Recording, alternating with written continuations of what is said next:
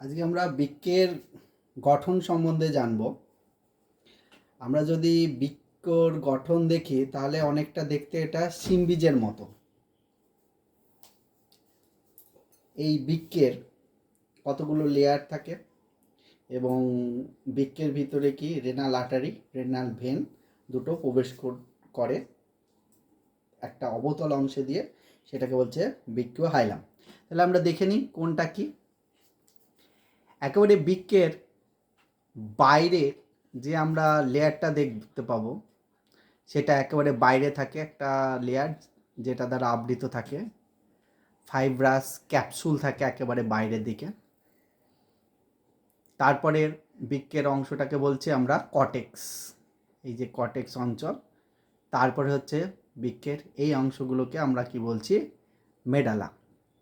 তাহলে বৃক্কের একেবারে বাইরে থাকছে আমাদের কি ক্যাপসুল, তারপরে কি থাকছে কর্টেক্স, তারপরে হচ্ছে মেডালা। এবং বৃক্কে আমাদের কি থাকছে, এই যে মেডালা অংশে যদি দেখি তাহলে দেখতে পাবো কি এই যে উঁচু উঁচু যে অংশগুলো দেখতে পাচ্ছি এগুলোকে বলা হচ্ছে বৃক্কীয় পিরামিড।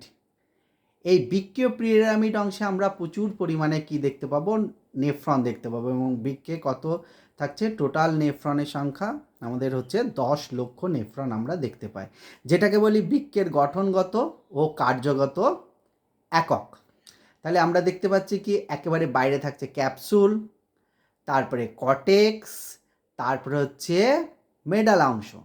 মেডালা অংশ থেকে এই যে নেফ্রনের ভিতরে যে মূত্রগুলো উৎপাদন হচ্ছে, যেগুলো ফিল্টার হচ্ছে, সেইগুলো কি হচ্ছে না এই দিকে মাইনর ক্যালিক্স হচ্ছে হয়ে এসে ছোট্ট ছোট্ট নালিকা যেগুলো মাইনর ক্যালিক্স, এইগুলো দেখতে পাচ্ছ, এইগুলো minor calyx, minor calyx, minor calyx, এগুলো হয়ে এগুলো কোথায় আসে, মেজর ক্যালিক্সে হয়ে একেবারে শেষে নিচের দিকে দেখো ইউটেরাস দিয়ে এটা কোথায়, একেবারে নিচের অংশে আমাদের নেমে আসছে।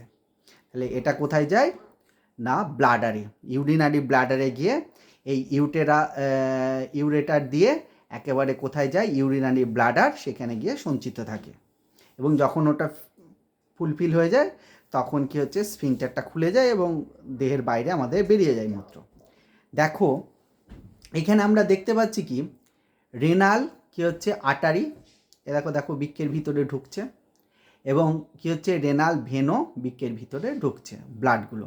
তাহলে আমাদের এই যে ব্লাডগুলো ঢুকছে রেনাল আর্টারি আর ভেন, আর্টারি দিয়ে ঢুকছে, ভেন দিয়ে বেরিয়ে যাচ্ছে। তাহলে এই যে ভিতরে ব্লাডগুলো ঢুকে কি হচ্ছে, সেগুলো ফিল্টার হচ্ছে, হওয়ার পরে সেগুলো থেকে যেগুলো মূত্র সেগুলো কোথায় যাচ্ছে, মানে রক্ত ঢুকছে এবং ফিল্টার হচ্ছে হয়ে মূত্রটা কোথায় যাচ্ছে না এই আমাদের যে নেফ্রনে হচ্ছে ফিল্টার হচ্ছে হয়ে সেটা কি হচ্ছে মাইনর ক্যালিক্স, এরকম মাইনর ক্যালিক্স, এই ছোট ছোট নালীগুলোকে মাইনর ক্যালিক্স বলছি। এবং তারপরে কোথায় মেজর ক্যালিক্স হয়ে ইউরেটার দিয়ে একেবারে নেমে চলে যাচ্ছে। তাহলে হচ্ছে এই যে বৃক্কের এই যে অবতল অংশটা আমরা দেখতে পাচ্ছি, এই অংশটাকে বলছে হাইলাম। তাহলে কি বলছি, এই অবতল অংশটাকে কি বলছি আমরা, হাইলাম।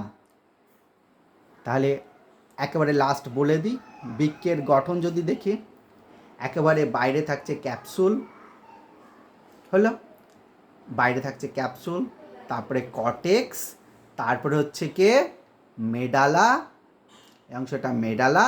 এবং মেডালায় এই যে উঁচু উঁচু দেখতে পাচ্ছ অনেকটা পাহাড়ের মতো দেখতে, পাহাড়ের চূড়ার মতো, একে বলছে কি বৃক্কীয় পিরামিড। এই যে গঠনগুলো দেখতে পাচ্ছ এগুলোকে বলছে কি বৃক্কীয় পিরামিড।